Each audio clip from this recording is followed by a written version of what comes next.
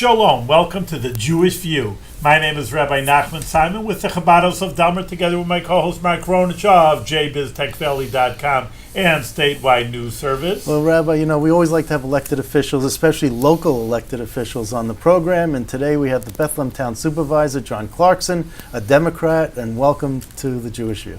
Again. Thank you very much. Again, it's been a while. Happy birthday, Mark. Well, thank you. Now everyone will know when we're taking. Okay. So, John, tell me, if you had to give, in January you give your State of the Town address, but if you had to give it today, can you give me a preview in maybe 5 minutes, a short version of what you would say the state of the town is? Certainly, I've begun to think about it because it's that time of year. You look to the new year. And this would be my 4th year in office, so I'm looking very tremendously forward to it. And I think the issues are going to be nothing totally new, but a lot of things that we're following through on for many years. People have been working on planning in the town, on open space preservation. People have been interested and concerned about pedestrian and traffic issues. That's one of the major issues that I sort of ran into as supervisor that I didn't run on. I wasn't, thinking about in particular, but it's what people care about. I see a lot of sidewalks being made in Bethlehem. I could see that. Especially View-Bethlehem Road. Yes. View-Bethlehem Road, I don't know if it's a lot yet, but actually it's there. It's over by the Ellesmere School where we put in a sidewalk on Herrick, so we could reroute a very dangerous crosswalk across Delaware Avenue. And other little improvements around, but we're working on a sidewalk on Delmar Place and Fernbank. That's funded through Safe Routes to Schools, and improvements in a lot of areas. One of the takeaways the board and I have had from this one, not totally modest, but one investment in View-Bethlehem Road is an incredible support for the community for it, and including people who don't live right next to there. But the reason why View-Bethlehem Road was first is we actually have a methodology that rates the most serious important needs based on how many people live in an area, are there destinations at the end of it, and is there a safety issue? And in that regards, View-Bethlehem Road has been the #1 sidewalk need for many, many years. Now, we try through the town to keep expenses down, so we try to get aid where we can. We do work with developers. If you build a new development, you may expect it to contribute to the pedestrian needs, but we can only do that as they come. And we looked at View-Bethlehem Road and said, well, that won't work there. It's the #1 need, so what are we going to do? Forever say, well, we hope something comes along? No, we thought it was time to act, and we built the sidewalk with the help of our highway department, and the response has been tremendous. So the problem is... It's going to go all the way to Elm Park, because it's like only halfway done now. It's halfway done. Next summer we will go back and we will construct from Ellesmere up to Elm. And I'd like to try and find a way to get around the corner to the park too, but right now we're only planning to continue up on View-Bethlehem Road to Elm. Do you have to take property, like eminent domain, a small piece of property, to put those sidewalks in? Or? Not usually, because it's a little known fact, but the town and the state actually already own what's called the right-of-way, and that's usually 10 to 15 feet beyond the road. So you may plant shrubs there. You really shouldn't plant trees without permission, but you may mow the lawn, but it's actually owned by the government. So in the case of most sidewalks, in most cases, it's right in the right-of-way. Okay, cool. You had an issue several months ago about raising property taxes, I think, on commercial use, or people who have basically land that was wooded or something. Can you explain that to the audience? We reassessed this year, the town did, and that's something you're supposed to do periodically. In fact, New York State would like you to do it every 4 years. We had not done it for 8 years. Frankly, reassessment is difficult. It means we go out and professionally appraise what is property worth. That's what the property tax requires us to do. So, it's not for sissies. Reassessment is difficult. We were aided by an assistant. I say we, it's the assessor's job. The town board does not enter into the values, but the town board did provide resources to hire the consultant, which the assessor had requested. In the end, after you've revalued every property, obviously there are some shifts. Your house might have been undervalued or overvalued. Your neighbors might be undervalued and overvalued. By and large, and one part of this we expected that there would be a larger share of the tax burden carried by the commercial sector. And simply put, that was the trend in values. The issue which you alluded to, that some of the vacant properties were underassessed, at least by current standards, was one we didn't know about, but we certainly did run into it, and you may have seen that there was a lot of pushback on that issue. Although the board doesn't set the values, I did spend a lot of time looking into the issues, because people were worried. They said, well, my assessment's going up a lot. And what I generally found is that the assessments in that area hadn't been updated and really bore no rational relationship to value. So that was the problem. There was no way around it. The law is the law. There's no way to phase it in. So we sort of looked for everything we could do, and in the end, we had to satisfy ourselves by talking to the affected landowners and saying, well, come here, use this process, but this is the way the valuation process works. We also got... Well, were they satisfied? I could not say that they were 100% satisfied. It's hard Did for... they pay? Did they sue? Did they pay? Did they bite their lip? I mean, are they... Probably a mix of those. We had people who grieved their assessment, which is a normal process. You can do that. We had people who went through the small claims process, and there are other court procedures, but by and large, no more than you would expect in a normal reassessment. That happened, but at this point, the values are in and they're set, unless you happen to be in a court proceeding. So when these large commercial property owners say, well, now we're going to sell off our land, we're going to cut down our trees, we're going to subdivide, whatever it might be, do you care? Does it matter to you? Does it... Oh, sure. Well, I was about to segue to one thing we got. They're mainly not commercial property owners. They're the vacant land, like a couple hundred acres, maybe an old farm or something like that. That's where most of the rubber. On them. Many of them have trees. Many are old fields. Some are under development or planned for development. So we did everything we could legally within the rules of law in terms of coming up with value. We couldn't simply say, well, I understand that this is difficult for you, so we'll lower the value. That's not the board's role. That's not in fact legal. That's why we have it's a separate function. We did look into it, and we got, and this was, I have to credit Assemblywoman Fahey and Senator Breslin for getting Bethlehem special legislation so we could offer a conservation easement property tax exemption. Brand new program. Bethlehem just got permission to do it, and that will give landowners an exemption from 50% to 90% if they are planning to conserve their land and willing to sign a conservation easement. This in essence says I won't develop for X number of years, at least 15 and up to perpetuity. So that could be very useful. You have to be, of course, in a position to want to do this, and not everyone is. But for some people who may have inherited a family farm, who don't want to see it developed or don't want to develop it right away, they could certainly do that, and that will be a very large tax savings for them. The county and the school district have the option of participating. It applies by default to municipal and fire district taxes. So right now we're working with Albany County, and Dan McCoy, the county executive, supports it. And we're working with the school districts, the three of them that are within town, RCS, Bethlehem Central, and Guilderland. So we hope that they will adopt into it, because we think the community is very much supportive of and interested in maintaining open space. Okay, so overall, when you do this reassessment, are you expecting more income from taxes, property taxes, less, the same? The same. There's really no relation. It determines who pays it. I was just curious. What is interesting, and I hope people notice this who live in Bethlehem, the vast majority of homeowners are paying lower school taxes, but I've talked to a number of people and they don't know it. So I'd like you to check, because chances are you're paying lower school taxes. If your assessment stayed the same, you're paying lower school taxes, and you'll be paying lower town and county taxes. If your assessment went up a little, say up to 5%, so say on a $200,000 house, that'd be $10,000, okay?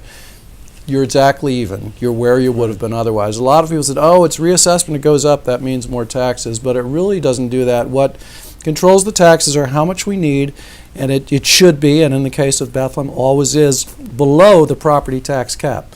The property tax cap has no relation to assessments. It's all how much are you going to levy overall. So let me, going back to some of these disgruntled property owners, their claim is, we built I don't know, a Boys and Girls Club, or we built, or we put money up to help build, or we donated property that was part of our land many years ago to help build Well, if they certain donated facility. or it's for not-for-profit, it's not taxed anyway. So. No, but I'm just saying that, they say we've been generous to the town. And now the town's coming at us and saying, maybe they would Well, they're trying to personalize a profession. Right. I also had people said, we've lived here for 100 years, shouldn't we have a lower property tax rate? And the answer to that, I'm afraid, is no. We all pay the same tax rate, whether we just moved here, whether we've been here 100 years. It's the rule of law. It's the way things are supposed to operate. If someone new moved to town and we said, well, hey, let's tax them and give ourselves a better rate, that would be wrong, right? And this is kind of the same rationale. Okay, now, so- good acts are wonderful. If you give to charity, I guess you can deduct it on your income tax. Right. If you give a property, you can donate that. You can donate that to her. It becomes not for profit. But I'm not sure. You know what's interesting correlation with this, is that these properties were donated or given over by Republicans when there was a Republican administration. I know of no such analysis. I do. but No, okay. I've done it. I looked to see what the years were when these people were looking when they gave this the property over, and so they were enrolled Republicans, and there was a Republican administration, and the Republican administration kind of looked away, and I did that, and now I'm the one saying it, not you. I okay? understand, because So- that would have been illegal. But That would that's- have been against the but law, that's an what happened. ethical violation. what So I happened. hope that didn't happen. And But I it can didn't assure you advance. that no such thing happens now. Right, but the time of the the time frame of when you could prosecute something like that is. Oh, yes, yes. You can't. So I was, you're wincing, but I'm telling you, this is, there was the correlation there, and what I'm trying to say is, don't you think that this is? I know that you do think you govern at this point, but you're up for re-election next year. Don't you think that this might be politically dangerous, and that some of these people who are upset with you would now run against you and fight, Well, quite honestly, fire up the crowd? First of all, I would never maladminister a law in order to gain political favor, Right. and anyone who shouldn't be occupying or running for public office. Now, on the question of is reassessment, difficult? Yes, it is. politically dangerous. Sure, Yeah. sure, and I'd like to think that people will reward someone who is willing to do the right thing governmentally at some risk. And the other thing, as I mentioned, for most people, for normal homeowners within Bethlehem, it's actually resulting in lower taxes. Mhm. I've had a number of conversations with the business community, with friends from the Chamber of Commerce, and it's been, okay, well, but I'm going up and I'm having trouble with the rents, and I understand that. And we actually organized through the Chamber. They're providing their own education as to what you should do if you thought you had a problem with your assessment. That's part of the way the system has to work. But I couldn't say, well, all right, let's cut you a deal or let's cut you a deal. I don't do it, first of all, the values, and that would be entirely contra-legal. I will say this, I have learned in talking to the State Office of Real Property Service that many people, for this reason, sort of don't do the right thing. They don't reassess, and it results in tremendous inequities. So I think it's important that as governmental leaders, we do the right thing, what's the proper administrative thing, and also what's fair to people, right? Because against the examples, some of the ones some people went up, that's true. But a number of people went down or stayed the same and have lower taxes, so they're now paying more of their fair share. In fact, overall, homeowners are paying a much fairer share. Mhm. They were about 80% of the base prior to reassessment. They're now about 76% of the base. So we were overtaxing homeowners, overcharging them for their share of the property tax burden for a great number of years. And the reassessment addressed that. So I would say that's the important point. And I hope, we are concerned about anyone who's seeing higher taxes. There are limits to what we can do. We have to administer the laws that exist. But I do hope that the conservation easement will be helpful to those who would need it and who are in a position to use it. If you're planning to develop your land, you're not going to do it, obviously. But if you are a person with an inherited farm, you're not planning to develop it, you want to preserve it for your children or for whatever purpose, this will give you a very tremendous property tax exemption. And we're hoping very much in working with the school districts and with the county to get them to participate as well. All right, so in 2015, you're up for re-election. Are you going to run for re-election? I think it's highly likely. I'm not going to give you 100% right now, but I love the job. I find it fascinating, challenging. You having fun? I am having fun. Okay, good. Yeah, I am having fun. Listen, on another note, though, but I just want to give kudos to the town supervisor, Mr. Clarkson, about going to the Hanukkah. We always have a beautiful Hanukkah display. It's just interesting. There's so many towns. Mark probably could tell you how many towns and villages there are in the Capital District. I mean, he always is our government surveyor. But really, we're the only town that has a public Hanukkah menorah in the whole Capital District, and there's a lot of rabbis and a lot of Jewish institutions. And you always come and say some very nice words. Mm-hmm. To me, it's not only, obviously I have pride because it's Hanukkah and it's Jewish, but I just talk even as a government official, just the beauty of America, that we can look for all religions, coexist with everybody else.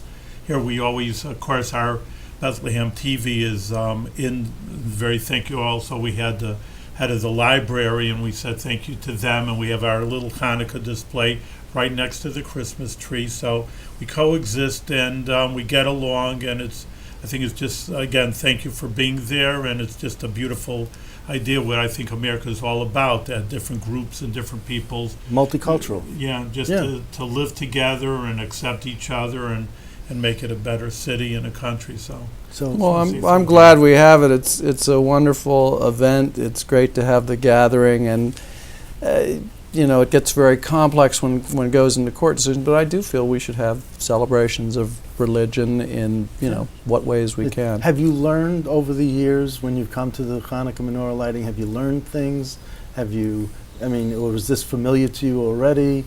I mean. You worked in the state budget office before this, but totally knew it all. No, but some of the pronunciations I still struggle with a bit, but I'm working on it. But no, it's fun. Honestly, I hadn't been to that celebration, but to tell you the truth, I hadn't been to the holiday, which is somewhat of a Christmas parade either, because my kids weren't the right age when they started doing it. But it's great to have, and but I see a lot of friends and learning more neighbors. about the holiday of Hanukkah and the cultural end of it, in terms of what we... To some degree. I hope I'm not going to face a quiz on the air. No, not for me. I'll quiz Mark before you over That's here, right. and we'll There you see go. what he gets over It's a here. great event. I'll see if I can come to the one over the weekend, too. All right, Well, good. that's December 16th. 16th. Yeah. That's a Tuesday? That's the first night of Hanukkah. We start right off at the... Yeah, that's a Tuesday. Yeah, right at the And- Four Corners. and what Everybody time? sees it. 4:30, right at dusk. That's when Okay. it's supposed to be lit. And Come again, out, we have come our... one, come all. Everyone should come out. Absolutely. This is the happy little town of Bethlehem. Lots of It's the parking in holiday the season. town hall municipal parking lot. I think that's Well, yeah. It's the season to say it's the town of Bethlehem, right? Indeed. It fits, for many yes. reasons. City in Israel. That's so right. That's where it's named from. Okay, so what do you look forward to bringing together in 2015 to sort of encapsulate? Yeah, to sort of your continue term, the agenda issues. We need to keep looking at development, pedestrian and traffic safety. We're going to look at a lot of that. We'll be working with New York State DOT on. They control the speed limits, for example, on the state roads. No camera lights, right? No camera. No plans in no? that direction, Okay, no. cameras, But we would like to see lower speed limits in a couple of places. Really? Okay. Furbush Road is one where we're going to be talking to them. We are studying with New York State DOT the portion of Delaware Avenue from Ellesmere to the city line of Albany. And that's an area they're looking at the speed limit, they're looking at pedestrian issues, they're also looking at the number of lanes. they have an idea that's called a road diet, where you go from 4 lanes to 3. And you might say, oh, well, that's worse. That's less lanes. That's not good. But Drive actually, slower. the science of it is not so much so, because you have 3 lanes, the middle one being a turning lane, and that actually in ways makes it a lot easier. Right now, the left lane is a turning lane, and you never know when it's going to stop. You have people seeking to win the race and to zig and zag, and all of that is harmful to traffic flow. The other thing, I'm not a traffic engineer and I don't play one on TV, but I am learning, and I was a commuter for many years to the city of Albany, and it does you no good to speed up to 40 miles per hour for half a mile and then to wait in line for 3 or 4 cycles of a traffic light. It doesn't get you to work any faster. So they will look at issues like that and hopefully come up with some recommendations that will tie into the enhancement, the repaving, and the rebuilding of the sidewalks on Delaware Ave, which we're planning for 2016. Okay. And beyond that, we have a lot of land use oversight and regulation issues and planning. Frankly, I want to look again at the Hudson Riverfront area. We had a draft version of a local waterfront revitalization plan years ago that was put together. It's a big book this thick, but frankly, when you finish reading it, you say, now wait a second, what did that say? It's not quite clear. It doesn't really sketch out, I think, a plan where we can move forward. And I we always go to the back and read the end first. Even in some cases that'll help, and in the case of this draft, I don't think it will. But we've had that feedback from a citizens committee that looked overall at planning, and we need to get together another process to look at that. We have the privilege of being located on the river. We have a great park, Henry Hudson Park, Right. but we have other areas and access and development issues that we really should address. Route 144 corridor. along 144 River Road is really the access point to that. That's a road I used to go bicycle riding on when I first came to Albany in the late 70s. That was what you did. You rode down to Henry Hudson Park and up to Thatcher, too. Mhm. But nowadays, it's a very challenging and a worrisome road to ride your bicycle on. It's a lot of truck traffic, 55 miles per hour, difficult shoulder. We can't do this overnight, and frankly, it's a state road. It's up to them. But if we outline a plan where we could make that area more attractive and more accessible, we really would help ourselves in a number of ways. It would help overall values in the community. It would help in appropriate places build business where we'd want to see it, restaurants, marinas, those sort of things. And I'd really like to take another look at that. So, like what Yanni's 2 developed. exactly, over there, same type yeah. of place.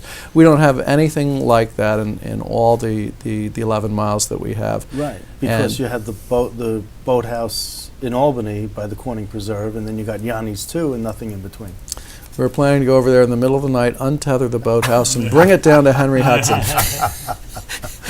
But looking at things like that, Right. and we have an industrial section up by the Albany do. line too. We want to look at that. We have to kind of look at all the different uses. Does Bethlehem get those oil tankers coming through the town, and are you concerned about the oil tankers if they do come through the town? Like You City mean of on the Albany? river, or are you talking about the train issue? No, well, I'm talking about on the river. On when the they river. have those black oil tankers that everyone's saying, if it turns over, we're going to have Armageddon here, and it's going to be... We don't. It's not the town's business to regulate, though. Of course, we're concerned, Well, and you we have did an have opinion. one near. Yeah, well, we had Yeah. one near miss. But those tracks do come through Bethlehem, right? Yes. If you're talking about the rail traffic, yes, that's an issue we're very much involved in. Again, we can't regulate, but we've been working with CSX, with our state and national legislators, and following the issue. Bill Reinhardt has been focusing on it particularly, Mr. and we are Environment. concerned. Bill is Mr. Environment and Mr. Energy, and he's been talking with leaders in the city of Albany, talking with folks in the county legislature, and Because keeping us apprised. I understand those tankers come from North Dakota, and it has to deal with fracking in North Dakota, and that's where they're extracting the oil to bring down to this part of the country. That's what I've been told. We had Peter Iwanowitz on as a guest. He on would the know program. better than I. Yes. Peter would, yeah, as would Bill. But I normally hear it referred to as back in crude, and it's the way that a lot of the petroleum industry But is if you functioning notice, now. the gas prices have gone down. We are pumping more oil. We are doing more oil transportation in this country than ever before, and it's domestic oil. And our prices have gone down almost in some areas of the close to the Albany area. It's less than $3. Yeah, this is the trade-off. Now, as a town official, honestly, I focus on the things where I've got the role, working with the Selkirk Fire Department and the other fire departments, working with CSX, making sure our emergency protocols and training are up to snuff. And I have found CSX very cooperative in that regard and helpful. I think it's an important issue. I'm glad it's receiving focus at the state and national level, and we're trying to keep tabs on it to see what else we might do. Okay, because they're saying these trains are very safe, that even if they have, I guess, turned over, but there's so many layers within insulation within Well, they're these tankers. upgrading actually the standards for the cars, so it's a question of when they'll get to that. And that's better, certainly. Even with that, there's still a danger. And there's always been the danger, by the way, and not to worry, but there are lots of things other than crude oil that are shipped via the railroad. In fact, just about every hazardous substance you can imagine is shipped via the railroad. Right. That's how we move it. So we have to worry about all these issues and make sure we're prepared for all of them. I always tell these people who are anti-fracking and anti-this and anti-that, that they would probably be anti-automobile in the very beginning of the automobile, because they were combustible, they would just break out in flames, people would die. And then, and now all of a sudden, the automobile is our lifeblood. And, but in the very beginning, when we had the Model A Ford, Model T, they were not very safe we're getting better at designing cars that use petroleum more wisely, produce less pollution, all of that. So we're going to get better at these tankers to come through as our gas prices plummet. And we don't rely on foreign oil.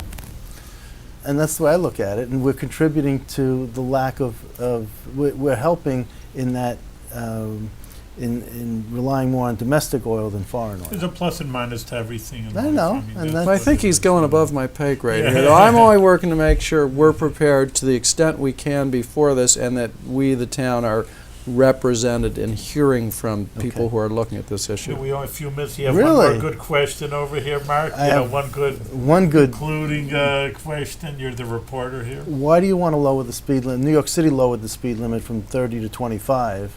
Why do you want to lower the speed limit? We can't go to 25. We can't do what New York City did. We're looking at a few selected areas. If you think about the various connector roads you travel on, whether it's Wemple Road, Fisher Boulevard, Cherry Avenue, or the extension, we're all at different speeds. And I think we ought to have a sensible, connected policy. I also think we've got to look at. I agree with you on that. I got to tell you. Are we really? Are we taking a chance to no good reason? And now there are better people more versed in this, including the state DOT people. But having a higher speed limit that's not getting anyone there faster and indeed is causing traffic problems, that's kind of a no-brainer. Having a dangerous crosswalk, that's no-brainer. There might be other harder choices we're going to run into, but so far we're looking at the biggest issues where we think they're I didn't hear you mention kind of anything simple. about smart streets, and that includes bicycle lanes. Complete streets, no, that's part of it. That's very much part of the study on Delaware Avenue from Ellesmere to the city line. We would be adding bicycle lanes if we go to that. And we have done it when the state, after a lot of kibitzing, I don't know, our advocacy from the townspeople, repaved Kenwood Avenue. And doing so, they also put in share the road markers, crosswalks, and other things. They couldn't widen it, and in fact, sometimes what you ask for is kind of counterintuitive. I want a wider road to ride a bicycle. Then what happens? The traffic speeds up. So you have to look at all those impacts. No, but to share the road markers on the pavement is very smart. They are helpful, and frankly, we're trying to do a lot of consciousness raising. People need to know to stop in a crosswalk for pedestrians, whether they're in it or just entering it. That's a motorist responsibility. And people also need to understand that the bicyclists have a right to use the road on the right-hand lane, and you should be watching for them just as you would watch for children who might be wandering out into the street when they should not. It's part of our communal responsibility. And walk-facing traffic. Walk-facing and traffic, ride with bicycle, traffic. ride with traffic. Okay. Very good. Mark's got it down. He's a good pedestrian. We're out of time. Thank you very much, Town Supervisor John Clarkson, for coming again and keeping us abreast of what's happening in our beautiful town of Bethlehem, and wish you a lot of more continued success, and do it with good health. And much success, yes. Thank you very much. I'll see you on the 16th, correct? Got it, okay. Happy birthday again. Thank you.